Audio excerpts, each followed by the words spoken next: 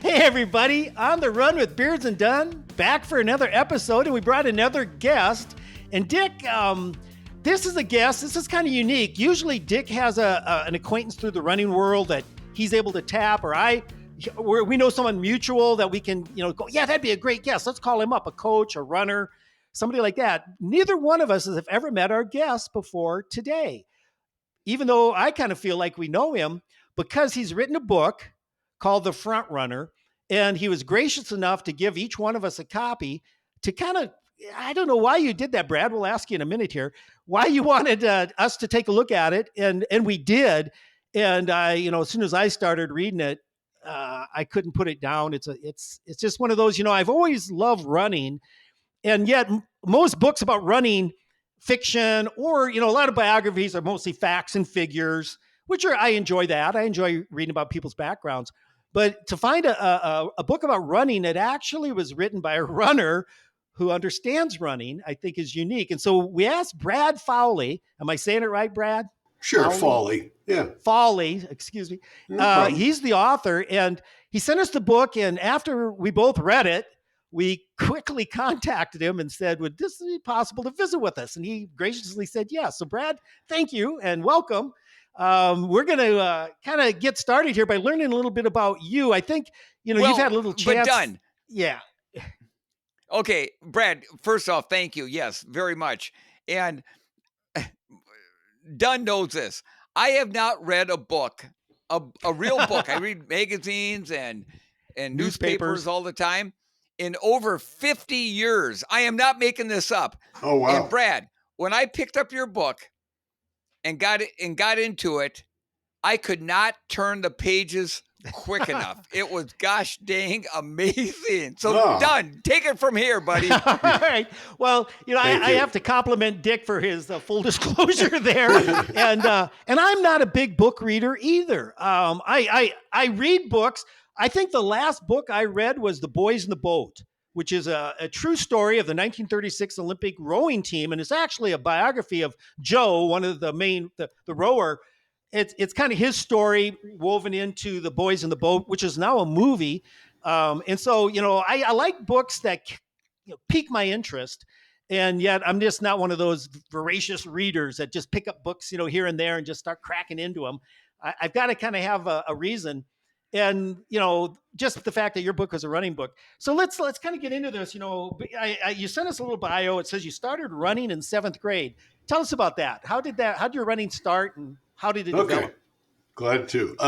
First of all, thank you. I'm honored to be on here. So you guys are amazing hosts, and I've looked at some of your podcasts, and also I'm familiar with your running exploits and your background. So I'm really, I'm grateful to be here today. Thank you. So I went out for football in 7th grade. Me too. In the fall. Dick and I both did. This sounds so similar. Go ahead. Yeah, I was a 110-pound linebacker, right? Right.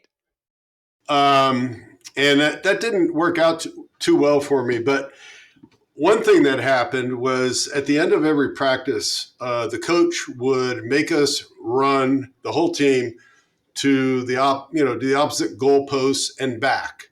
And the first 5 guys back got to go to the shower.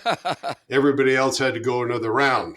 So, it was like 50 guys. So, and I quickly figured out I wasn't the fastest guy, but if I could wait a couple of rounds, I could usually beat everybody else on the 3rd pass. And then I thought, well, maybe I'm pretty good at, distance running. And I went out for track in the spring. And our track was around the parking lot at my junior high in Central Ohio on blacktop. And I started and I just fell in love with it. So ever since then, I gave up football and, became a distance runner. How fast did you get in high school? Do you mind sharing? Do you remember your personal best? Mile, 2 mile, half mile? Sure. Yeah. So my mile was 421.3. Darn. Okay. Yeah. And I'll say this because it's fun to share this. I beat Tom Byers in that race. Oh, wow. To qualify for states. It's the only time I ran against him a number of times. He was in a high school a couple towns over, and we were in the same class year. And but it's the only time I ever beat him. But still, that's a big feather in your cap. Yeah, I'll take that. Tom Byers went on to be is a world-class runner, ran over in Europe, ran for Athletics West, I think, didn't he? I think so, yeah. Yeah, and it's a great story. In fact, you wove that story of Tom Byers into your book. Which yeah, there are a lot. Now that, that makes for, and we're going to get into your process because I was wondering about that.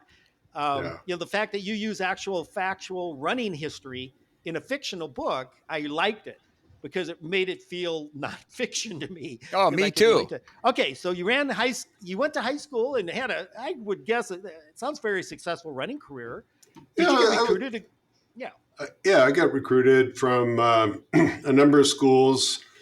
And like all guys my age, I had a girlfriend. Not all guys, but most guys. And she decided to go to Marietta College, and I had all these offers to go to a lot of schools, Bucknell and Dartmouth and all these other places. Somebody even offered me $500 to go. Wow. But yeah, but I followed my girlfriend to Marietta, and we broke up within 6 weeks. I was going to say, did she go on to be your wife? Okay, never mind. No, she didn't. But we're still friends now. I saw her at my 50th high school reunion recently. Nice. So it's fine. But and I loved Marietta. I don't regret it. And I ran 4 years there, college, cross country, track, road racing, the whole thing that you guys are very familiar with, I'm sure. Where is, I apologize, where is that college at? It's in southeastern Ohio. It's right. Okay. It's on the Ohio River, right where the Muskingum meets the Ohio. And I had a pretty good career there. I made All-American, small college All-American in cross-country and 5,000 meters. I ran a 4:11.8 mile. I ran a 2:33 marathon on 1 hour sleep. There's a story there. There is a story. There's a long story there. But and then after college, I wanted to keep running competitively, but life got in the way. As it does. And you know what? It's one of my regrets. I'm sure my life would have turned out differently, but I don't know whether it would have been better or worse. But I wish I had given it 3 or 4 years of really training to see what my limits are. But I didn't do that. I went to graduate school. I went to law school. I was working 2 jobs. I still tried to train. We could talk about that later, which is part of the book too. I figured I had an hour a day, so I just run like quarter-mile intervals until I collapse, and then jog back home. And actually ran a marathon on quarter-mile intervals only. But anyway, and so then I, kind of grew up, and I've run continuously since then, but not at any competitive level. I think the book was my way of finding out in a fictional way what I could have been, or what I could have done, or what it would have taken to get there. And that was a lot. So Brad, yeah. The book. Did you ever have a journalism degree? I mean, what got you thought, I'm going to write this book? Because it's really, really good. Oh, I appreciate that. No, I have a law degree, and I'm a trial lawyer. Okay. I try to stop doing that, and so, I'm used to stitching stories together, because when you have a trial before a judge or a jury, you're telling a story to the people, and trying to figure out what's the most persuasive way of doing that. So I have a lot of experience doing that. And I write as a lawyer. I've written every day for the last 30 whatever years. And I've always written creatively on the side. But so my wife is an actress, Oh. and so she's always involved in, she's made a number of movies, TV shows, commercials. Wow. And we often talk about, we talk about things that we're watching. And one day I got it in my head, I was going to write a screenplay about the most epic running movie you could ever see. I thought, okay, I had these visions of people running across the desert and these amazing races and everything. And I thought, I'm gonna write it. And I found out that writing a screenplay requires a craft. There's a craft to it because you can only transmit what the camera can see or what the viewers can hear. That's all. You can't tell interior feelings unless you artistically are able to depict it. But I wrote the screenplay, and I was fortunate to be introduced to a professional screenplay writer who looked at it and was very encouraging about the creativity, but not so much about the craft. And in that discussion with him, I found out that his biggest frustration with screenplay writing is that the movie studios always change his screenplay. So they would, the actors would bring something to it, the director would bring something to it, the production company, and pretty soon he couldn't recognize it anymore. So I thought, I'll write a novel about my screenplay. And then if it ever gets made into a movie, they can't change it. So that's how the novel came to be. And I wrote the novel, and now, coming full circle, the same guy is working with me on the screenplay, and 3 movie production companies have indicated an interest in the movie. So we'll see. Can Dick, can I get a part? Absolutely. You could be the announcers, Bud and Bob. Remember those 2 guys? I love it. Yes. Yeah, they were talking about, well, this guy's going to die any minute now. He can't keep this pace up. I love that. Okay, Dick, we just got cameos. No, I don't know, whatever. Hey, I once played a tree stump in my 4-H county fair play. So you have experience. All right. Brad, I'm just impressed as all get out because when you were talking about a novel, I remember reading, I love George Sheehan. I don't know if you're familiar with George Sheehan, and he wrote several books, Personal Best and all these, and Running and Being. And he said, he talked about athletes being artists. He talked about the greatest form of art is a novel. Only the novel I got you. Only a novel captures the full person. A sculptor can get the image, the painter, but the novel is like the ultimate form of art. How long did it take you, or what's your process of writing a novel? Well, I'll go back to, I kind of had a structure in my mind for the screenplay. So before I started writing the novel, I had basically an outline. That changed, of course, over time as I added parts and deleted sections. And I think I don't know if I mentioned it, but I read a number of books about storytelling, and the hero's journey is an instrumental, classic way of telling a story. After I had an outline together, I was saying I run with my wife Ann almost every morning, and we would bounce ideas off each other. She's an actress, and so she's really familiar with the whole creative process of storytelling and scripts, and extremely helpful. And we'd bounce ideas around. And then I hired a professional editor to help me look at the developmental structure of the story, find out where there were holes, things that needed to be filled in. And it's interesting, I always thought editors would get in there and change your words and change the way you said things, but they don't do that at all, at least the ones I have experience with. They've been amazing prompters of, looking at a character and saying, this is an important point in the story. What's this character thinking at this point in time? The word interiority, which I had never heard before, came up. Give me some more interiority about this character or this relationship of these two characters.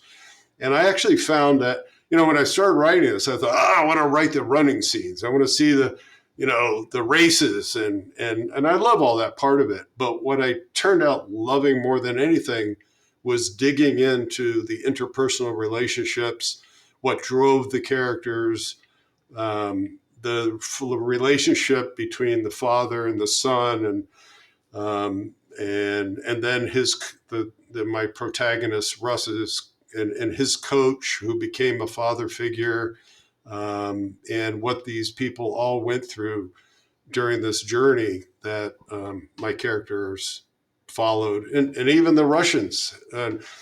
It turned out that the most interesting character is one of the twins to me, Sergei Pushkin. Sergei, yeah. Who's what a story. I'm thinking about a sequel that's really going to be his story after this book ended. What happened to him? Well, yeah, I'm not going to give away anything, but that character was very unique. I'm trying to think of how to put it. His mental well-being. It was really hard to try to get in. His character was so complex. I'll put it that way. It was complex. That was very enjoyable to read that. And, I when you were talking about going out and running, I keep dropping George Sheehan's name a lot. I really respected that man. And I heard him speak twice and read his books. And he would talk about writing for his column. And he wrote on medical stuff, running injuries, blah, blah, blah. And he said he'd write an article and he'd read it. And he called it, as somebody else, another author called it, mud. It just didn't have any life to it. It was kind of facts and figures. So he said, he would put it in his back pocket figuratively and go out and run with it. Yeah. And then he'd come back and sit down and redo it. And new associations had connected, the neurons. And he would be able to create a story to make these facts and figures of interest rather than just mud, as he would refer to it as. And so when you said that, I thought, wow, that's and I think great thinkers were prolific walkers. They didn't have running maybe in their day, but they'd go out. Emerson and Thoreau were prolific walkers, and they'd use movement. And I think you did the same thing. You'd get out and that free your mind. What is it that exercise is a celebration of the body, but a playground for the mind? Right. And it worked. It worked really well. Did you ever get like writer's block? I never did. I'm the person that if I'm given an assignment, I can fulfill it. And I would give myself assignments and also my editors, like make this scene very compelling, find a twist that's going to leave the reader hanging so they want to go to the next chapter. It got me. And I have so many running stories from all the years that I was able to draw on all that stuff because, when you go out for a run, you're telling stories to each other and stuff happens. And I tried to most of this book is somehow derived from something that personally happened to me over my life. Sure. That's what makes it so fun to read, because it's not, I think runners can all feel that and relate to it in such a great way. Okay, I'm thinking, you've got a screenplay, you've developed a novel, you worked with your editors, some experts, and you kind of got to put together. Now it's like, okay, who do I show this to? What's the next step? Yeah. What do you do? So, this is the nasty part of book writing, which is how do you get it published? Right. And so the traditional way of doing that is to find an agent who's going to carry you. And getting an agent to then shop it out to publishing companies. And I'll tell you guys, sports fiction is not very saleable they think about it. How many sports fiction books are there about running? Right. There's Once a Runner, Again to Carthage, all by John Parker, the same guy. Right. There's not a lot of, people want to read about real runners who have succeeded in doing something. So, because their stories are often so compelling. So, but, you got Rocky and you got, other stories that are inspiring that people might be interested in. $1 Million Baby. But I couldn't find any agent who was interested in this book. And I have a stack of no's Wow. from maybe 100 different literary agents who said, not interested. Then it occurred to me that in my town I live in Vermont, there is a woman, Dee Dee Cummings, who I remembered was an agent for literary books. And I contacted her with the idea of her possibly becoming my agent. She said, well, send me the book. So I sent her the book, and she wrote back and said, I don't do agenting anymore. I started my own publishing company called Green Writers Press. And I love your book, and we want to publish it. Wow. I love it. So I leapt over the agent and went right to publishing. And Nice. and she's been a joy to work with, and her team. And it actually just yesterday they sent the final version of both the cover and the text to the printer, and it's being printed right now. Nice. All those no's had to be so discouraging, but Brad, look at what it brought at the end. And that's such the patience. It's like running. All those years of training, and sometimes you lose, you fail, you get injured, you come back, and you keep trying, and then that one person, and it was Dee Dee for you. How many? I got to ask, how many? What's a run? How many books are they going to publish of this? Because I think they need more. So we're starting off with a run of 5,000 hardback. Okay. And they could the printing company can turn out the next run with about 3 weeks notice. Oh, nice. So so we're having the book launches at the Boston Marathon. Perfect place. Yeah. Green Writers Press has a booth at the expo, so I'll be there with one of my editors, my wife, and Dee Dee, and we're going to be have books to sign and to sell if people want them, and then after that, I have a reading at a Barnes & Noble in Natick that same Boston Marathon weekend, and a bunch of other events lined up now going into the future. So I'm pretty excited, and hopefully people will buy it, and if they do, we'll print more. Cool. Well, and I'm actually working on an audiobook right now. My wife is reading it. Nice. Which is interesting because a lot of the story is told from the male perspective. But she is an amazing actress, and she's bringing so much to the story that, is no doubt in my mind it's going to be well received. Dick's got a book, and Dick can probably relate to a lot of what you were talking about. And, Dick, I think your initial run was about 5,000, wasn't it? It was 5,000, and then it went in hardback or hardcover, and then it went to the soft cover, whatever they call it, soft cover or whatever you call it. Yeah. But that was 22 years ago, and you know what? We were fortunate to get the University of Minnesota to publish it, and typically the kind of books that they published then and even now, it's like how to tell a rock from a stone. I mean, it's scientific stuff like that. So they took a chance with this book, and they said it's the longest running book they've ever had that's still in print. So it's we just kind of got lucky there.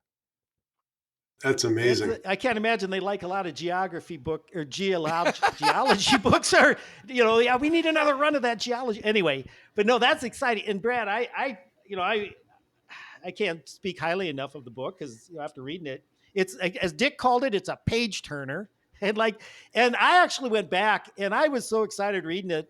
I read it too fast. I'll be honest with you. It's almost like fast forwarding through a movie where you're kind of looking for the action. And I don't know if that's the way you felt when you were writing it. You're kind of looking for the action, but there's so much that you want to pay attention to between the action. So I just the other night, I went back and read the last 100 pages. I'm going to go back and read the whole book again. And I was able to get so much more the second time through because I think I was too excited. It's probably like in a race. I went out too fast. I know. And I got in trouble, anyway. And so I'll just tell, any listeners, and Dick, are you going to be out in Boston at all for this year or not at all? Sometimes you're there, No, I know, and sometimes you're not. Not that I'm aware of. Okay, right Brad, now, Dick's but, available. Have him sit at your booth and endorse the book. Yes. He brings them in. Let me tell you, they know Dick in Boston. So I'm just throwing that out there as a suggestion. But you mentioned that sounds great. You mentioned a reading at Barnes and Noble. Would you? And I think you're prepared maybe to do one or two for us. Absolutely. If you'd like, I can. Awesome. I think I can read a couple sections. Please do. So for anybody who's listened to our podcast, this is just a taste of what Brad's books is about. All right. So I'll set the two parts up that I selected. The book is about a young man who's 16 years old. He lives in a small town in Kansas.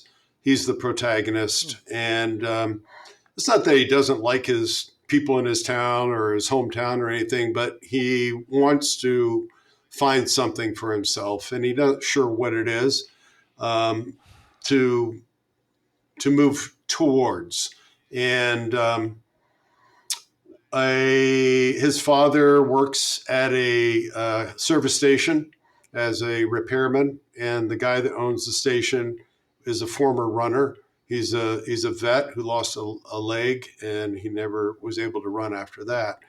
But the vet encourages Russ to consider running because Russ has been delivering prescriptions for a local pharmacy, and the way he sorts things out in his mind, like all runners, as you were talking about before, Mike, you go out on the road and things in your mind get sorted out, and you feel better about your day, or you're able to work out problems that you have. And that's what Russ has been doing. But the idea of actually running and possibly getting a scholarship at a college is his way out of town. So the setup for this section is that Russ decides kind of spontaneously he's going to go enter the local Firecracker 4-miler, which is held at the fairgrounds. He's never run in a race before in his life, and it's 8 miles from his hometown out to the fairgrounds. So he gets up one morning and he runs to the fairgrounds. And when he gets there, he realizes, oh, there's an entry fee, and he didn't realize he had to pay an entry fee. So he's a shy kid, and he decides, well, I'm not gonna run now. I can't run. So he stands by the sidelines, and for some reason, when the gun goes off, he can't help himself, and he bursts off the sidelines and takes off. And this is near the end of the race. The two men in the lead run side by side and seem to know each other, as if they've done this many times before and are waiting for something to happen. Once in a while, one glances over his shoulder to look at Russ tailing them. The men breathe hard but have not slowed the pace since the 3rd mile marker. Without warning, as if sending telepathic signals to each other, they increase their cadence and open a small gap. Before Russ can respond, the gap grows, and Russ feels the tether between him and the leaders break. Russ pushes, but so do they, and the gap continues to spread. Then Russ sees the Ferris wheel rise up above the field of corn about a half mile ahead, and a familiar feeling of excitement sweeps over him, tingling, like he felt the night he stood poised to leap at the top of the quarry, about to commit, sailing into the dark night, unable to reverse his decision, to give himself up to whatever lies ahead. Without conscious effort or thought, Russ lifts up and accelerates, pulls even, hesitant, even embarrassed to take the lead. The three of them now spread across the road, shoulder to shoulder. But then, when they press forward a few inches, Russ realizes that by pausing, he has given them the idea that this is all he can do. So before the two men break contact with them, he passes them back, gapping them by 10 yards. They do not or cannot respond to the move of the boy in his worn running shoes. Russ is surprised to find himself out in front, with only the flashing police car ahead. For an instant, he slows, remembering he didn't pay the registration fee and has no number pinned to his chest. He feels that he has somehow cheated and wonders what will happen. But that feeling dissipates when he turns onto the fairgrounds road and sees the finish line ahead. The feeling of uncertainty replaced by a sense of rebellion. He is exactly where he is meant to be, not on the sidelines, not in the pack of runners, but instead right here in front of all the racers. He feels that he has become something dangerous, something for those he admires to reckon with. Until this moment, he has never felt dangerous before in his entire life. He likes it and breaks into a full-out sprint. The finish line looms, along with a group of officials glancing up from their stopwatches, and the flashing police car pulls to the side. Coming into the finish, Russ surprises himself for the third time that morning, runs off the course, and disappears into the fairgrounds crowd. He runs at full tilt, past the families strolling down the main fairway, past the food stands and games of chance, and around the animal barns filled with prized pigs and Holsteins, until he reaches the back gate and turns down the gravel road, headed for home.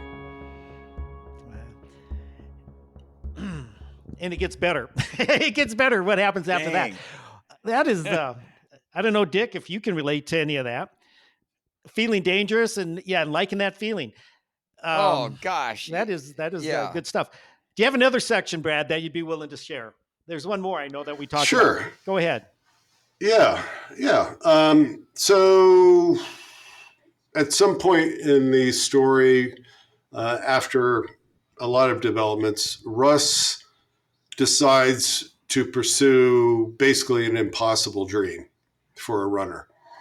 And it's so crazy that he can only find one person who will help him.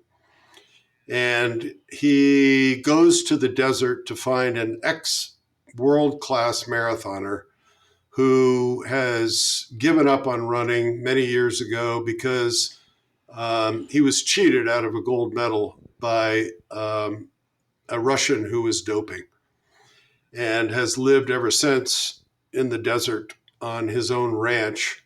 Many people have come to him to try to get him to coach them, but they never have been able to kind of measure up. And he and Russ find some commonality. At the very beginning, though, Russ is questioning this character. His name is Brad Coy, about what it will take to win. And Coy tells Russ, science doesn't win races. That's become the myth because it's the only way it's always been done. It all started with Bannister, a med student who had limited time to train between classes and still wanted to break 4 minutes for the mile. He applied the scientific method and devised a system of running quarter-mile reps aimed at achieving his goal. He broke 4 minutes, Russ says. Yeah, and never did much better afterwards. His system was geared to limit his potential, not surpass it. Imagine what he could have done had he thrown his system out the window and learned to tap into himself and just run. Unfortunately, once Bannister's system became known, it became the rage, and then the only way, the secret sauce. A few rebelled, your hero Zatopek for one, and the Aussie coach Cerruti. Cerruti, with his training camp at Portsea and his crew, Elliot and Landy, running the dunes, were on the right track. So there's no place for scientific training. The Russians have been working on an artificial intelligence program for years that measures and provides instantaneous feedback on every available parameter of physiology, something aimed at replacing the brain. But even then, while they may be able to max the physical output of a human, they still need to contend with this. Brad points to his head. And they have not figured out how to do that yet. Regardless of how fit the Russians can make a runner, the runner is still limited by his internal voice, the one that tells him he's going to hurt himself if he keeps going, the one that tells him to back off. If he can't overcome the voice, all the physical training in the world will not make him a champion. When I'm listening to this, I'm thinking of Dick Beardsley, because Dick. Oh my gosh, I remember me Dick too. told me a story about when he used to write his splits on his arm, and he'd try to hit these splits, and he's trying to. And finally, was it New York in '81? New York, 1980. You made the decision. I'm not writing my splits down. I'm not gonna worry about what my splits are. 1980. 1980. I'm gonna race. I'm not going to try to hit a scientific, what are my limits? Yep. If I go out faster than like 1:15 for 15 miles, that's 5-minute pace. Oh my gosh, if I go faster than that, I won't be able to fit. Those kind of thoughts will start entering his mind. And I know, Dick, you and I were talking about when you ran your 2:08, you'd been studied by physiologists, Dr. Dave Costel, name one, famous. And I think you shared with me, he said, Dick, you actually ran above your physical limitations. Wow. Now, how does he know what Dick's physical limitations are other than some laboratory scientific mumble jumble? Dick didn't know what his scientific limitations were, thank God, because that's why he ran a 2:08. Exactly. And I think a lot of guys look at Dick's times in the past and they kind of go, how is this guy, how was he able to do it? That you point to your head. It's not always the science. It's not always the numbers. It's that intangible. And that's what this book really, I think, is what hits to my heart is so many of it's really, it's the person inside of you that it makes all the difference in the world and what transpires and what's possible and what's not possible. And it is a work of fiction, but it's really good fiction, let me tell you. And it's based on, I don't know how you got being a runner, you understand the physiology, talking about, how many calories we burn, what our limitations are, the physical body, and how we can compensate and adapt and train the body. And, that's some insight that only a runner knows, that somebody's been there. Brad, I could spend a long time visiting with you, and I hope I will someday. You mentioned the movies rights, and I think you still retain those. I think I would. I would encourage. I think it would be just a dynamite a movie. I think first, it's kind of like Boys in the Boat. I recommended that book to pretty much anybody I ran into, and we had a conversation that gave me the opportunity to bring up the story. And a lot of people said, I've heard of it, or some people go, what? I don't know what you're talking about. I just say, look, do yourself a favor. And I'm saying the same thing about the Frontrunner. I think, for a first attempt, you hit a home run. And I'll just try not to blow you up any more than that. What's the future holding for Brad Fawley? The book's coming out. You're going to be on a book tour. You're going to, it's going to eat up some of your life for probably the next, I hope for a long time, 6 months to a year. Are you back writing? I am. I have another novel in the works. I actually have 2 or 3 ideas. I've written a short story that I'm going to put out to some literary magazines. And I mean, if somebody asked me, even when I was 22 years old, what would you love to do every day if you could do anything you wanted? And for me, it's always been, I would love to get up, pour myself a cup of coffee and write, and then spend the rest of the afternoon, running or working with my hands. But you got to make a living, and being a lawyer was rewarding in a lot of different ways. I love competition. That's why I'm a litigator, and that's why I was a runner. So I like to win, and it's fun to go through that process. But if I could choose what to do, I would be a writer. And now I hopefully will be able to sell enough of these copies so that I can do this full time. I'm 69 years old, so I don't need to really work that much more. You were well, and I didn't think you're older than I am, and that kind of makes me jealous. Well, anyway, but I think we lost Dick. Dick's out in Chamberlain, and all of our listeners will understand this. He's out there fishing. Nobody's going to go, what? And he was in a hotel trying to, and I think the internet connection might have failed him there, and so. Don't take it personal, Dick. You didn't offend Dick. He didn't hang up on you or anything like that. And I know he's going to be sad that we weren't able to kind of close here with you. But I think we're going to wrap it up. And again, sure. Thank you. I just can't thank you enough because I really love the book. I know Dick does. I've actually passed the book on to a friend of mine who's reading it, and he says the same thing. I've probably told about 8 people the book in a nutshell without giving away the best parts. And they're all like, well, cool. And so definitely on our podcast, on our website, on the Run to Beards and Dun Pod, we will have some information available, how they can access the book. I don't know if is it pre-ordered available now, Brad? It is. Oh, cool. You can pre-order it at your local bookstore, Amazon, Barnes & Noble. I see it's even available on Target. Cool. So if they just go search The Frontrunner by Brad Fawley, Fawley, boom, it'll stay. Yes. There it is. Wow, people, do not hesitate. Do not hesitate. If you're a runner, you're definitely going to want it. And then unfortunately, runners are the kind of people, once they get a great book, they're going to hand it to another runner, and they won't you won't make a sale there, Brad. That's okay. I know, that's because I have no problem with that. It's kind of like we pass things along, but again, it's just hard for me to close here. Thank you, Mike. Thank you, Brad, for giving us some of your time. And I'm going to thank you guys that are listening. If you have any questions for us or comments about the show, you can reach us on our website, as I just mentioned, beardsanddunpod.com, or leave us a comment on our Facebook, Instagram, or X. And if you're watching on YouTube, leave us a comment. We'd love to have you subscribe. And I hope everybody has a great day. And Brad, thanks again. And I hope you have a fantastic book opening April 9th, correct? Is that when it's going to be? That's right. Yep. It's going to do gangbusters, I can tell. And I can't wait for your second run of about 50,000. So.